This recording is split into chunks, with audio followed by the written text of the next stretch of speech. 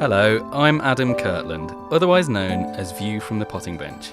Now, normally you'd be hearing directly from Tom in this intro, as he brings you another conversation with someone from our green-thumbed world. But in this episode, the tables have turned as I'm sitting down with Tom to talk about the podcast itself. Today, we'll dig deep into the roots of this podcast as we talk about the seed of inspiration that started it all. We'll explore the blossoming journey he's had in making Sip Sow and get a glimpse into the future of this flourishing show. That's it. Hello, Tom. Hi. The tables have turned. Is this strange for you?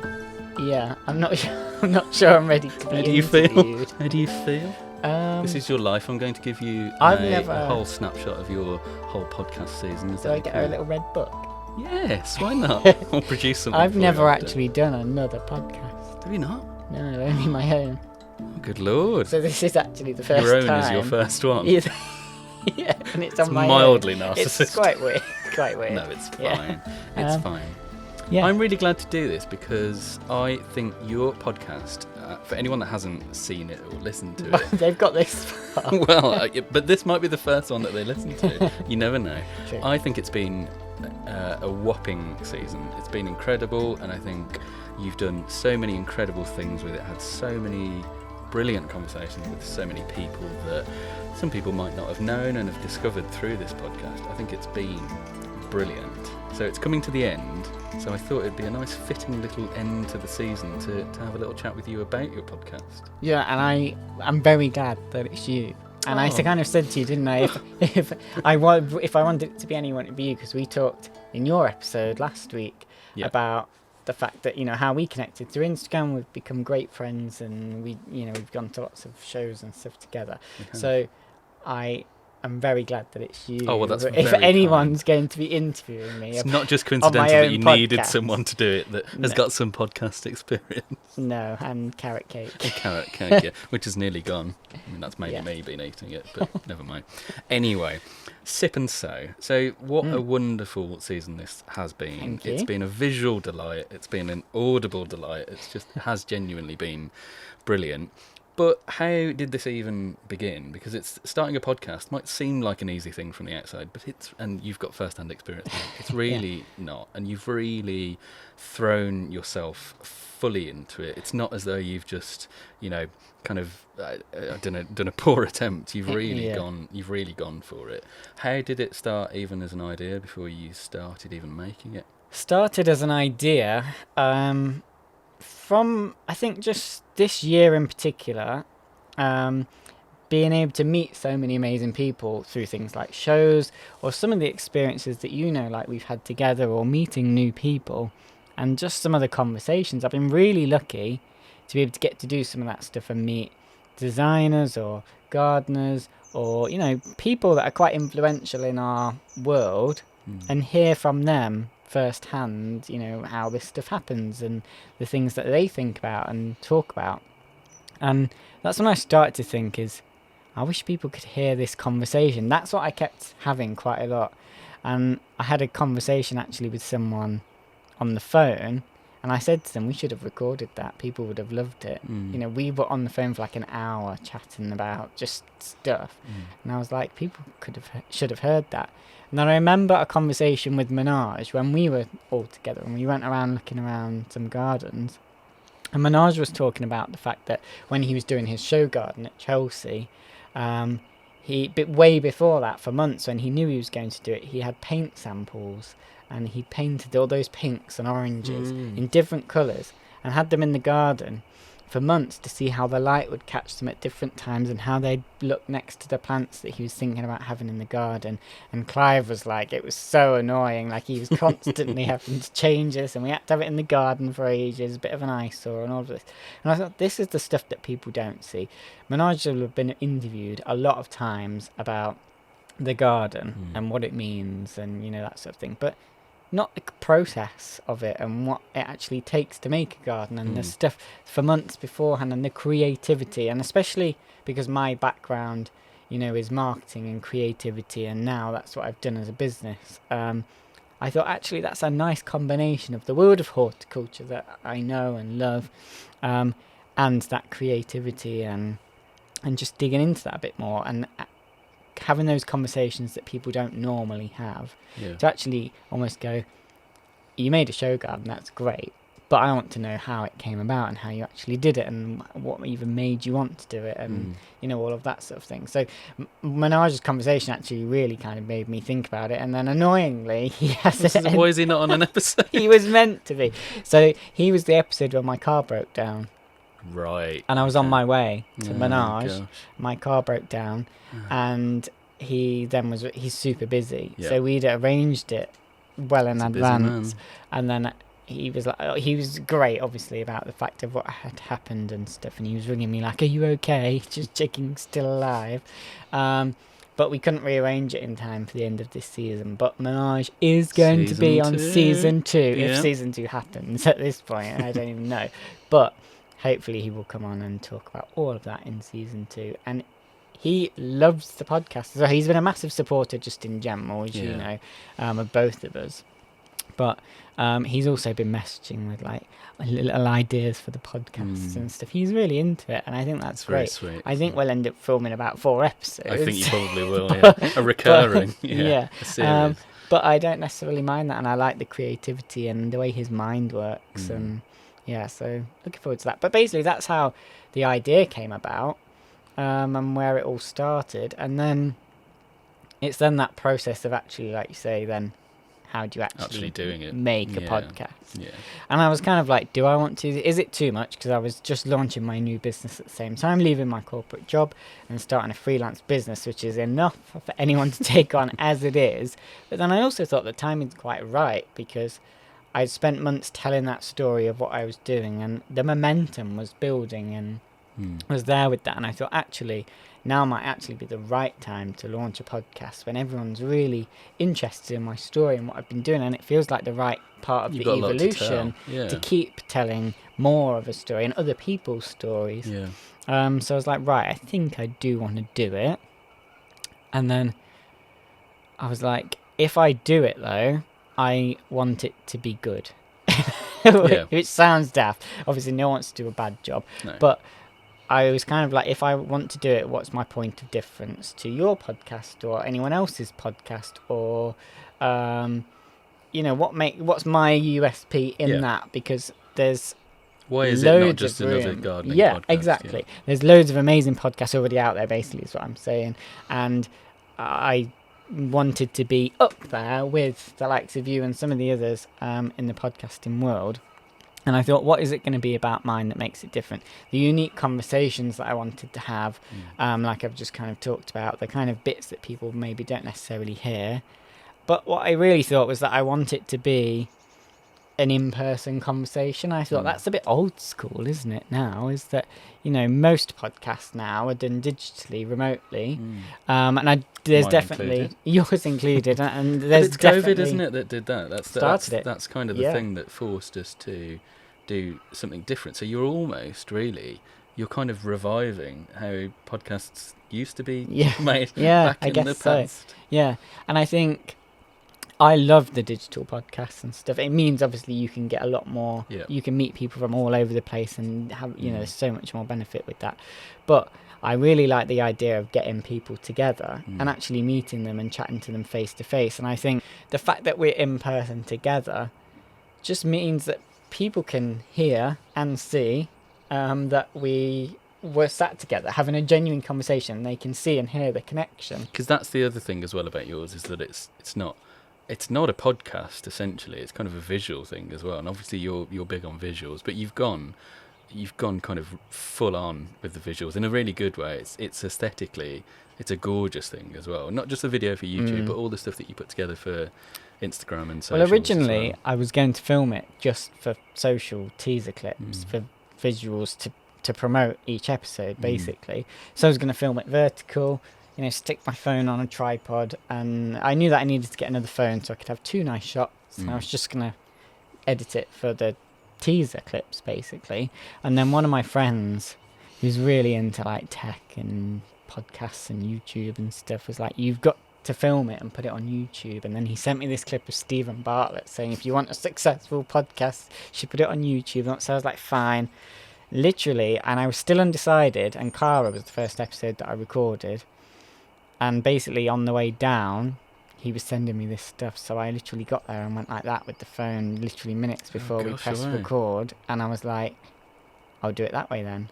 And all I thought about was that I needed to be quite out. Ooh, whack my microphone. Got great skills that I've learned. I needed to be quite far out of the shot so that I could crop it in for socials, for a vertical shot, or out for YouTube. So I thought about that, but apart from that, it was a last-minute decision to basically record. But it's been interesting because some people will only watch, and they like to watch, and they like to see. And obviously the benefit is that then I've been able to show people the gardens and the places that I've been to. Other people love to listen. So it's been nice, unexpected. Like, I didn't expect to do it, and I didn't expect that people would kind of almost pick a side. But it's the way that people, it's that whole thing about the way that people think, isn't it? Some people are visual people, and some people are, you know, I don't know, whatever the other options are. But some people will always prefer that visual, and it's nice to be able to give them that if they want it. But I knew that the teaser clips and the visuals needed to be strong, partially because that's what I'm doing as a job now. So, and I've almost become quite well known for my style of shooting. I get a lot of comments on my reels and stuff about the way that I shoot. So I wanted it to carry on reflecting that style, but at the same time having its own kind of identity and look and feel. And again, part of where was it going to slot in the other podcasts, and how is it going to be different? So that's where the kind of style of the visuals and the music and stuff came from, is me just wanting to create something a bit unique, a bit special.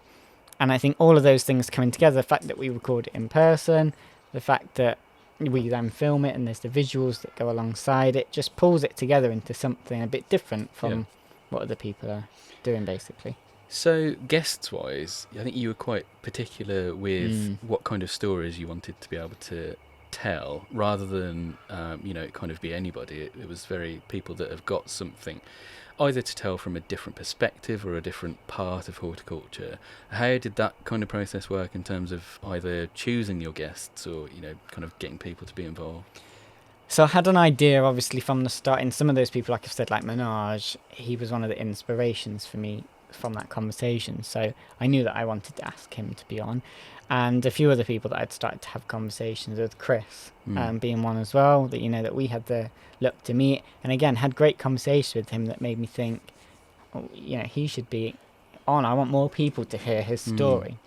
So that's how it kind of started. I was really kind of clear that I wanted the guests to be people that I wanted to come on, because I've connected with them in some way, whether that's that I follow them on Instagram and I think they have a great story, or I've met them in person at something, or I've just seen them do great stuff. But basically I believe in the story that they have, and I think it's a story worth sharing. And whatever way that story is, whether it's about what they do or something that they, a garden they've created or whatever it might be, but that I believe in them and that I want to share their story. I didn't want to have any of the kind of doing the rounds of people who've got a book coming out or whatever, or people who have messaged me saying, can I be on the podcast or whatever. Like, I didn't want it to be like about advertising or whatever. I wanted it to be people that I've built a genuine connection with and that I want to share their story with other people, because these people have all, when you hear these stories and meet these people a bit, Daisy was a great example actually. Met Daisy and you see what you see of her on This Morning, or when you meet her at a show or whatever, but when you get to know her and have a chat with her, she is just the loveliest human. You got that on the podcast, and people have said how funny and lovely and warm she was, and I just love actually just spending time with her, and we can chat about anything and everything. We've had some really meaningful conversations just over a cup of tea, and that's then when I think I want other people to... I think it was mainly gin in those. It was mainly gin. I think I put that on as a comment on the post. We only had one, believe it or not. It's a big one. But that's when I go, I want people to see this side of these people and hear what they don't normally hear, and, ask the guests stuff that they don't normally get asked, and make them go, ooh, I've never told anyone this, but that sort of thing. As a fellow podcaster, I thoroughly agree. I think those moments where a guest says to you, "What a good question," or "Oh, I'd never thought about that." Like that's the reason that you do it. That sounds like such a cheesy thing to say, but it's true. Every time I've been told that, that's where you're doing something different and you're showing a side to someone that people might not have seen. Exactly, because coming back to that point of I didn't want to ask them the same questions that everyone asks. I don't want to ask them I do ask everyone how they got into gardening as part of the story, but I didn't want to come and ask the same old questions that they get asked all the time, because it's boring for them, it's boring for the listeners that might have heard and seen them on other things. I want to show them, like I say, the whole idea of where the podcast came from was the conversations that people don't hear with these people, and we're really lucky that we get to hear some of those conversations because we see these people in a different environment. So I kind of just wanted to give people a little slice of that and allow the guests to show that as well, because I think that's being one of the great bits of feedback from the guests themselves, is that they kind of come away from the podcast going, I've never talked about that stuff. And some of it just comes out in the podcast. It's a sign of a good I don't know what the word is, but someone that's able to make people feel at ease. Yeah, people have said that. I think, again, sitting next to each other as well actually really helps with that, because you have a genuine conversation and people just happen to be watching, basically. And I come in with no script or questions or actually idea where it's even going. And if you watch carefully, you'll see me on some of them go, I don't know where this is going and what I'm going to ask next. But it's real. And they say what they're going to say, and I go, well, what about that? Or, you know. And there's been times I cut them out of the podcast where we've had a really good conversation, and I've been so into the conversation that they finish the sentence and I go, oh, sorry, I don't know what I'm going to actually ask next. Yeah. Because you've been so absorbed. Just give me a second. What should we talk about? And it's not because I don't know, but I've been so absorbed in the conversation. Like, oh wow, really? I didn't know that. And then you suddenly like, oh, we're actually meant to be doing a podcast now. I'm the host. I think that's been really nice, and it almost just letting them show a different side to themselves, because the amount of comments that I've had from people basically saying that they've never seen the guests in that way, and that they've really warmed to them or learnt something new about them, and that's been really nice. Wonderful. So how many guests have you had this season? 10. So we've done 10. Including yourself? No, not including myself. We've had, I think actually we'll have had 11 different people on. So I originally committed to 10 episodes for the season. Kind of broke my own rules as I was going, because I just asked the genuine people that I wanted to be on, and hoped that they'd all say yes. And then when too many said yes, I was like, I have to do a few more episodes then, won't I? 10 lovely people. And it's a horrible question, I'm sure, but who out of any of them have been either your favourite or have stood out for particular reasons? I think the thing that I really like, first of all, before I answer your question, is that every episode is given something different. And actually, some of the feedback that I've had from listeners is that they'll go, do you know, every episode has been something different, and every guest has given me a different perspective on gardening. Because they've covered different topics, or even just there's been common themes throughout, actually, where we've all talked about the same things, but they'll give a different perspective, a different way of thinking of it. So I think everyone has added their own kind of style and bit to it, and you're avoiding answering the question, aren't you? No, really? I've loved every single one for a different reason. But if I had to pick a favourite, I loved Chris in the first episode because I got to spend a good few days with him, which I really am thankful for his time, because I said to him that I wanted to come and do the podcast, would you be on it? And I think he was just blown away that I'd asked him to be on it, which was lovely and humbling as well, that he thought that it was amazing that I'd asked him. To be honest, I was like, I'm scared to ask you, like, you're on telly. But then he was like, come down for a few days, I'll actually see the projects that I do, understand what I do in different ways. So I saw some of his client work that he was doing for local clients. I went to a garden that he maintains, met some of the clients, and they told me a bit more about him and stuff. So I really got to see what he did. I met some of the people that worked with him on Garden Rescue and stuff. So it was really great kind of... Then by the time we had the conversation, I felt like I already really knew him and had seen what he was telling me about. And so that was really nice. And it was a few days out of this world in a way as well. It took me out of business and thinking about any of that stuff. And I was just in this world of gardening and almost in his world, but just got to enjoy it. I just got to look around and ask questions and really get into it. And obviously they were the most beautiful gardens and buildings and stuff like that. So I think I really loved that because it was an experience and stuff like that. And also it was the first one as well. Was it the first one that you recorded? No, it was the second. Letting you all into a bit of an insight into the world of podcasting. I think most of them have been in order. There's been a couple that none of mine are in order.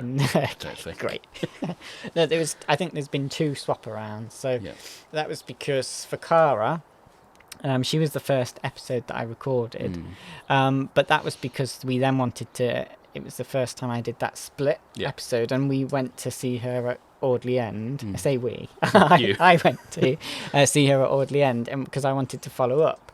And the first bit, I really wanted to find out, because the whole bit with the podcast was, what's it take to make a garden? What's the process? What are you panicking about? And what's the worries?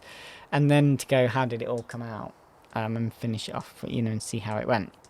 So we recorded the first bit, but then we hadn't we needed a couple of weeks to pass to do that. So in the meantime, I recorded Chris, and he was the first episode that then went out, and then we recorded the second bit with Cara. I see. I loved the one with Cara, actually. Yeah, me too. In that woodland clearing, and that was where I filmed all the visuals for the teaser clips and stuff in that woodland with the slider going up and down, and it was a beautiful setting for that as well. Yeah. And she was the great first guest because we just had a laugh. There's so many outtakes from that one, actually, of us just laughing and giggling and working out how the microphones even work and all that sort of stuff. I bet you didn't plug them in before you went to that first one. You didn't try it at home, did you? I did try it. Did you? Because I recorded the teaser. Oh, okay. Where I was basically like doing the sexy intro. I'm Tom Coleman. Yeah. This isn't just any podcast. This is a Tom Coleman podcast. It is a bit like that, I suppose. Yeah. But, and again, going back to earlier about making it different, that's what, again, I wanted to do. One podcast that I really love, sorry if I'm stealing your questions, but one podcast that I really love and that I'm really inspired by is Mary Portas. Not relevant to the gardening world necessarily. I love her as a person, and I've been lucky to see her a few times at different talks and things that she's done. I think she's an absolutely inspirational woman. Just the way that she can speak. And if you listen to her podcast, they're kind of about business, but about the people that run the businesses, entrepreneurialism, sustainability, changing the way that businesses work, basically.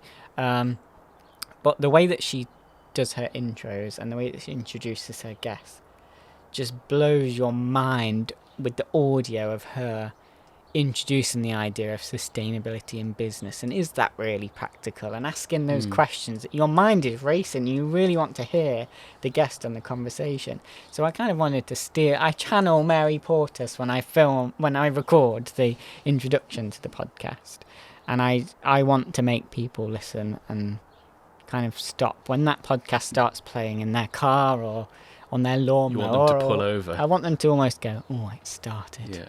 Yeah. Okay. So that's the guests, and you've mentioned a couple of different places that you've been. But out of all of the guests and where you've been, guests aside, what's the best place that you've been to film and record?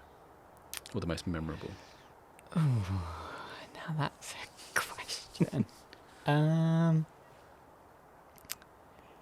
I think Cara's episode in general, we talked about it a little bit, but that woodland clearing where she does the sow-alongs is beautiful. Yeah. And if I could record every podcast in one of the locations, it would be that one. Because it's just beautiful. You could hear the birds, you could hear the stream. There was no one around. You were in the middle of just this woodland. It's like the teaser clips for the podcast itself, like that was what it was like. There was literally like just us on a wooden table in the middle of a forest. It was almost like you'd created it for the visuals, but it was really where we were. And everything was powered by a battery pack. One of the biggest battery packs you've ever seen in your life. It is. And that was one of the first problems I came to when it came to creating the podcast, was because I'd said that I want to go to people and I want to show people their gardens and environments. They don't come with plug sockets, gardens, do they? You're not in the middle of a forest anyway. Mine does, Tom. Yours does. But if you're in the middle of the forest clearing, and Cara was like, I really want you to come and see where we do the sow-alongs, but it's in the middle of a forest. So I was like, that's my solution to find. Because she was like, well, you can come to the garden, we can plug in. And I was like, no, I want to, again, that USP, I want to bring the listeners and the viewers to the location, even just to listen, so that you can hear the sounds that you hear and hear you talk passionately about where it is that you do it. So I was like, no, I'm going to find a solution to that. And I bought this kit knowing that it could be powered by a battery pack if I wanted to. And then suddenly was like, right, I need to Google how that actually works, because I do need to do that. But going back to the question about location, that woodland clearing was amazing. But also, Cara's episode again, the second part, doing it live at a show at Audley End was also an experience, because she was there obviously doing the show, and she did live sow-alongs with people and taught them how to do sweet peas and larkspur and all sorts of stuff in front of her show garden that she'd just done. And then we just got all this podcast kit out in front of crowds of thousands of people walking around trying to look at the garden, trying to ask her questions and stuff. And we just whacked all this podcast stuff out and went, right, how's it gone? Tell us about it, and people just were stopping and watching us doing it, not really like, oh, what are these weirdos doing with their microphones out and stuff. But that was a great experience as well, to do that in that environment. It was very surreal. You almost went into a bubble where you couldn't see what these people were doing and what they were looking at. So it was quite distracting. But that was a different experience, but a great location. It was a gorgeous sunny day as well. You've had a real benefit of being in some amazing places. What about the sponsors then? Because you've it's obviously you're linked with two different sponsors, aren't you, in some form or another? Why was it important for you to have those two as sponsors for the show? So it was actually, I suppose, starting with how it came about was that I knew that I needed a sponsor, because when you start out a podcast especially, you need to buy the kit. And me creating that idea of having this USP was great, until I went, well, if I'm going to go and actually sit next to the person, I need microphones. I need to be able to plug this stuff in, like I say, in the middle of nowhere. It's not, you have the benefit doing it digitally of, it's not so, No, it's not so cumbersome. Exactly. I created my own problem, basically. So it was going to be a lot of kit that I needed, and it was going to have to be the proper kit, because so many people have gone, wow, you've bought the expensive kit, you've gone all in. But because of doing what I wanted to do, it had to be, because I'm dealing with some of the most noisy environments at a live show or whatever. It needed to be the microphones that are going to cut out the noise and that are going to be reliable and all of that sort of thing. So I needed to have a sponsor, because part of me was like, I almost don't want to. I never want to be like Addy and Sally and that sort of thing. So that's when I was like, if I'm going to find a sponsor, it needs to be the right one that I have a genuine connection with. Again, like the guests that I fit with. And I'd already called the podcast Sip Sow before I got the sponsors. Because you'll know that I'm famous for liking a gin and tonic and a bit of a tipple. I love a drink. I'm not an alcoholic, but I do enjoy, especially when I used to have my gardens and share them on Instagram. I'd be out there at the end of the day, have to dig in all day with a drink and just tell people what I'd been doing and stuff. And it became a bit kind of my thing.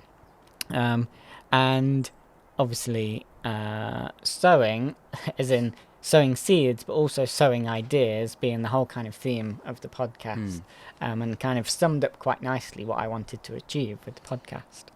And I actually went to a day at Mr. Fodgill's, like a press influencer day, and that's where I met the marketing director, Georgia, and was just chatting to her basically. Eve was there, Growing with Eve. Shout out to Eve, I'm biggest fan always. Big up, Eve. And a couple of other people, and we were just chatting. And I'd not told anyone at this point. I'd not even told you or anyone that I wanted to do a podcast, because it was just in my head, and I was thinking, do I? Don't I? Don't want to say unless I definitely do. Because that's the thing with these kind of ideas, is once you commit it to somebody else, it's got to be a thing then, exactly. isn't it? Yeah. So I was saying, I'm thinking about doing it. I've got this idea. And Georgia was like, that. She was just got it. She was totally on board with it. And she was kind of like, I'd be really supportive of that. And I was like, oh, wow, I didn't kind of expect this conversation to go in this direction. But I think she might be kind of signing herself up as a sponsor, kind of, or she'd definitely be keen. She definitely liked the idea. So she gave me her details anyway and was like, let's carry on chatting after this day and see what we want to do. So I dropped her an email and said, if you would like to. And I actually offered half sponsorship, because it's a lot of money for someone to commit, and for a business to commit to someone at that point. I was conscious that I had no listeners, no kit. I had nothing. I had none of this stuff. I'd never made a podcast before in my life. I had no listeners. All I had was basically me saying I had an idea. And I was quite clear up front with Georgia that the podcast could be a massive flop, or it could hopefully go really well. And I said to her, I'll be really clear that when I do something, I do it and I go all in. Like, I will want to make it a success. And I talked about how I wanted to film and record. I wanted it to be good, but I was like, people could just not like it. People might not listen. I don't know how it even works. So I might put it out there and everyone goes, oh God, not another podcast. Don't need another one. So I said to, do you want to go half with another business, or, do something like that? And she was like, no, we really believe in it and we want to be the main sponsor, and we'll give you the money to buy the kit and what you need. So I literally, I emailed her back and said that I cried when she sent me the email, because you kind of have these conversations. And I did reach out to some other people, to be transparent. I reached out to some other businesses and they didn't reply. They ghosted me. Obviously it's fine for them to come back and say that they don't want to, or they can't commit to it, or whatever. Some people just weren't replying, left you on seen, left you on read, or whatever. And it was starting to be a bit like, I don't know if this is going to happen. And then for her to be like, we really believe in it, we get it, we think it's going to be great, we want to support you, we'll give you all of the money that you need to go and do it.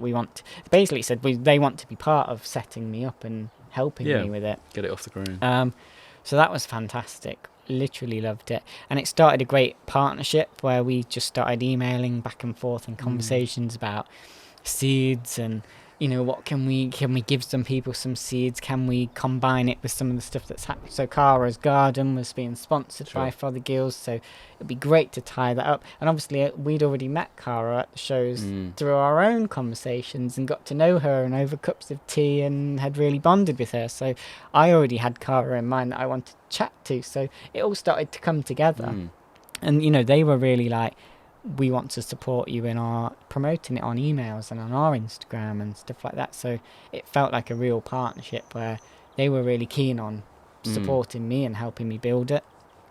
And then, so I thought, right, well, I've got a sponsor now for the Sow, of Sip and Sow. So the other sponsor came with Ludlow Distillery, and Ludlow Distillery are one of my clients that I actually work with on their social media and their marketing. And so obviously I thought, if I'm going to be promoting any kind of sipping, it should be my own client that I love and I really believe in. I only work with people that I really believe in the business and the product itself. The gins are beautiful.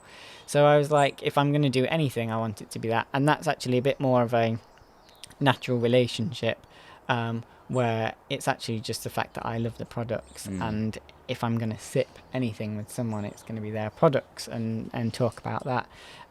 So that's basically how that came about. And I said, would you guys be up for being a bit more than the client stuff that we do and actually being a sponsor? Now, we'll drink your gin, basically. I think they were a bit like, let's just think about that. In this episode so far. You have had Proudly some gin sponsored before, by though, PG haven't you? Tips. Sponsored by I have Vistaprint had some of the this episode. gorgeous gin. Yeah, it's very, Exactly. very nice. So yeah, that felt right, and then I was like, right, that's it, because like I say, I didn't want it to, it's not about sponsors, but they fitted. And if we do a season 2, hopefully the sponsors will want to be on board Well, again. that's my final question, Tom. Oh, sorry. Season 2. There must be a season 2, surely. You must be thinking. You're thinking about it already, aren't you? I'm thinking about it. Yeah. Yeah. Obviously, I want to do a season 2. It's addictive, Tom. Can I warn you? This is your life now. It's mine. I didn't really, I wanted to do the podcast. We talked about all of that and why I wanted to do it. I didn't realise how much I was going to love it. How much it's really changed my perspective, my career, just starting the new business, doing this podcast has been part of that. And meeting the amazing people has created amazing relationships that now we continue to chat with the guests and, and talk about other things. And I've got to see amazing spaces that I wouldn't have seen. And I've got to share that with all the listeners and viewers, and build more of that relationship and share some of what I'm learning with them and bring them into that world. And I love it. Didn't know, obviously, if I thought I was going to enjoy it, obviously, but I didn't realise I was going to love it as much as I did. So I do want to do a season 2 if everyone wants to have me back for a season 2. Well, I'm sure they will. Question, everyone. Big Do you want me to question mark. come back for season 2? If you don't, that's fine. Just say I'll go away and leave you alone.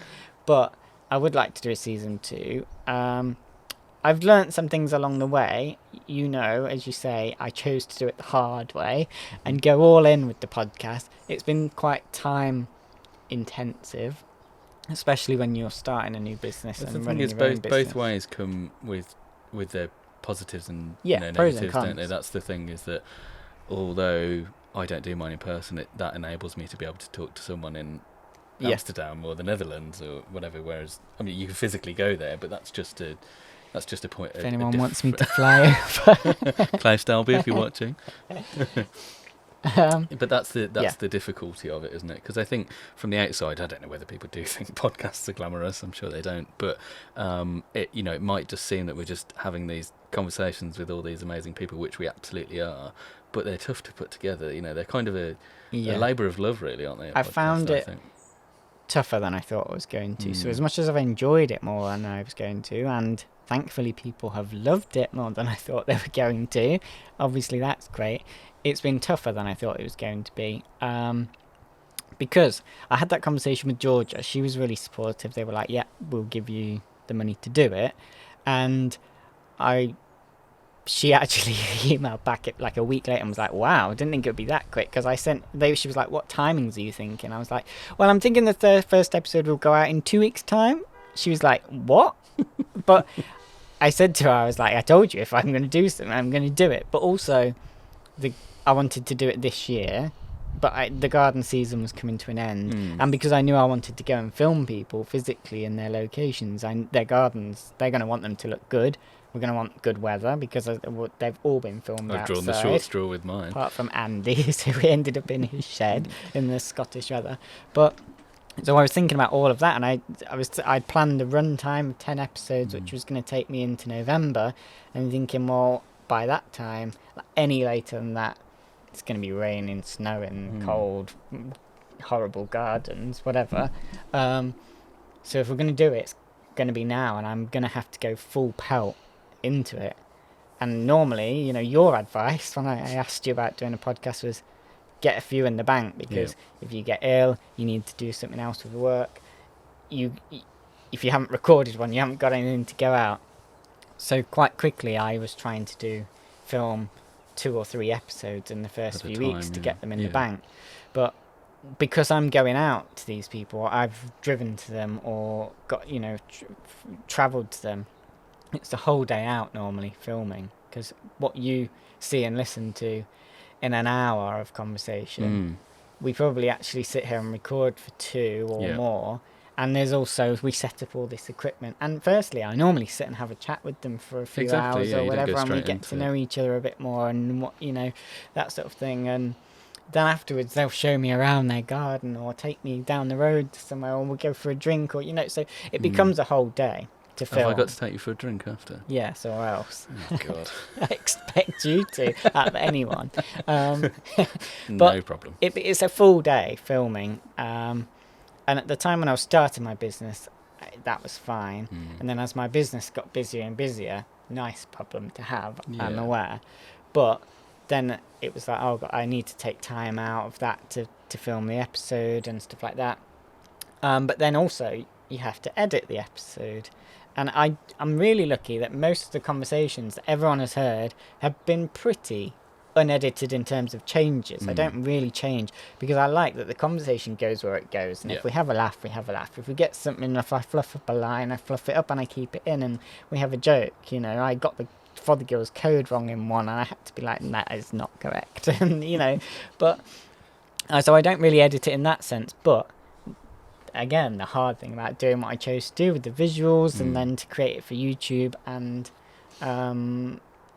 audio, forgot what the word was, to listen, means that you edit everything a couple of times. So I do it all together, but then you have to chop it in different ways for the visuals and for the audio, and then you have to create the teaser clips that you see for the reels, which take another few hours to edit the clips from into all of that, because you have to get all the audio from the microphones and everything into Instagram and all of that.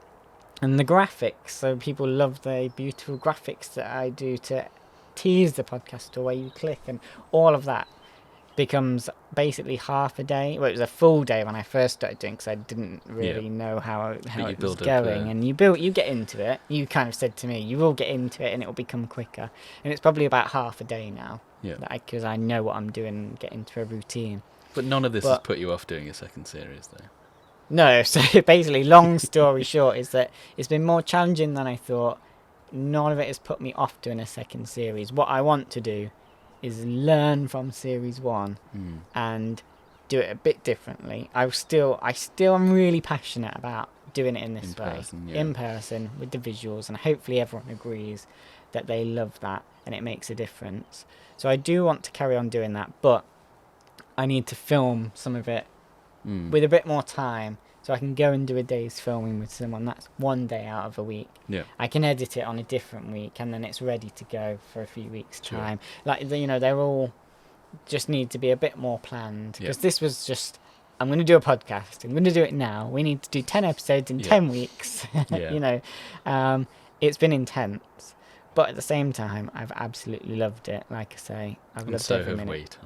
Good. Well, I'm glad. If anybody's listening to this episode and they happen to have not listened to any of the other episodes somehow, I don't know how that would have happened, but if this is the first episode of Sip and Sow that they're listening to, if you had to summarise, and I'm going to ask you to be really ruthless with this, if you had to summarise it into one or two sentences, Tom, not paragraphs, what would you say?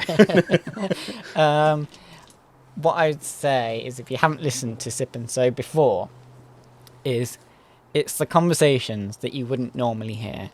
It's the conversations that me and the guest would probably normally have off camera, backstage at a show, or walking around the garden together, finding out about each other and what makes them tick. You can just get out of this world into a little bubble, little gardening bubble, and hear a different conversation that hopefully leaves you inspired and motivated and coming away with it thinking, I'm going to try that, I'm going to do something different. Is that probably too long for you, but sorry. That was perfect, Tom. That was perfect. Is that all right? He's broken down. I normally leave a gap at the end of mine when someone's finished talking, so that I've got room to edit. Because I can't remember how you end yours, but mine end with the guest talking. But then I record an outro after. Normally end with. I don't like to be the last one talking in the conversation, because it's their conversation. Do you know what I mean? Yeah. I don't know if you do that. Then. I can't remember. Sorry. Normally I just pick a funny moment or something where we're like laughing. Oh, look, there's cake. And then it like fades out. Very good. We'll Cake. go in the cake. Very good answer. Yeah. There's another behind the scenes for everyone there. How are we going to end this? I've eaten half a cake. You pretty much have. How will you edit this mess? This is going to be the hardest one to edit, I think, out of all of them, because we've just talked You get two rubbish. people together that just like talking. What do you get? A rambly nonsense. Two podcasters together. The new podcast, Rambly Nonsense, coming to you soon. That's the new series. That's we'll all we start. need to do is both have a second podcast. We should do a together. podcast together. Yeah, Oh, there's a great idea. okay. Well, we're now going to record your podcast. As if two podcasts in one day weren't enough, we're going to record a third episode of the podcast. So we finally got to the end of Sip Sow Season 1. Thank you so much, everyone, for listening. emotional I actually do feel emotional as I say this. Thank you very much for listening, everyone. I have absolutely loved it. I've loved being in your ears and hearing where you're listening and what you're doing and what you've been enjoying. Thank you, Adam, for being my last bonus episode Now I'm going and to cry. interviewing me about it all.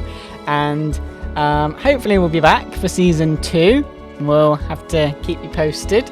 And yeah, now we're going to record an episode with Adam. So hopefully we'll be back next year with Season 2. But in the meantime, you can listen to Adam's podcast, Tales from the Potting Bench. Got it right, which, yeah. which I've remembered correctly. And I'll be popping up on there soon, so you can find out a bit more about me. Goodbye. Join us soon for the Carrot Cake podcast. Not sponsored by Esther. So I usually end the podcast by saying see you soon, but I won't see them soon on the podcast. See you in the future. But see you in the future.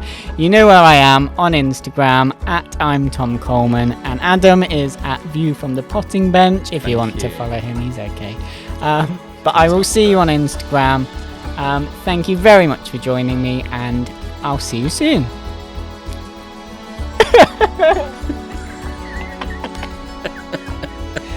Oh my gosh. Oh my Actually, god. it was emotional.